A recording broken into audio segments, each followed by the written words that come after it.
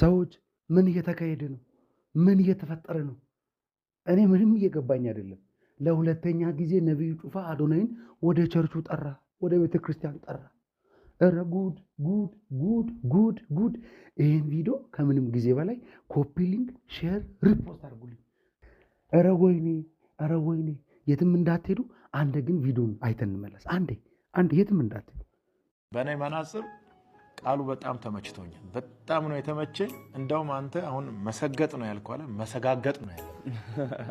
መሰገጥን እንደውም ትተህ መሰጋገጥ ነው ያለብህ። አዲስ ቃል እየጠበቁ ነው። አሁን እንግዲህ ስግጥግጥ ፍምስ እንለዋለን። ስግጥግጥ በቃ ወይ ስግጥግጥ ፍምስ።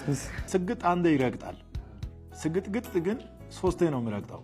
በደንብ መድረስ አለበት። እንደውም ማብዛት ይችላል። ሰዎች እንግዲህ እንደተመለከታችሁት ነው፣ እንደሰማችሁት ነው።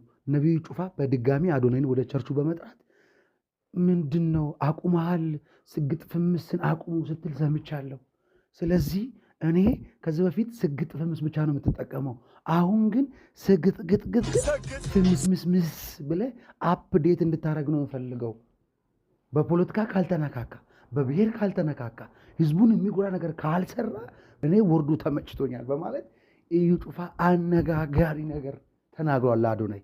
እናንተስ ምን ይመስላችኋል? ከዚህ በኋላ ስግጥ ፍምስ የለም፣ ስግጥግጥ ፍምስምስ ነው። እንግዲህ አዶናይም ሀሳቡን ቀይሯል። አቅሙ ብሎ ነበር፣ አፕዴት አድርጎ መጥቷል። እናንተስ ምን ይመስላችኋል? ሀሳባችሁን በኮሜንት ጠብቃችኋል። ይመቻችሁ።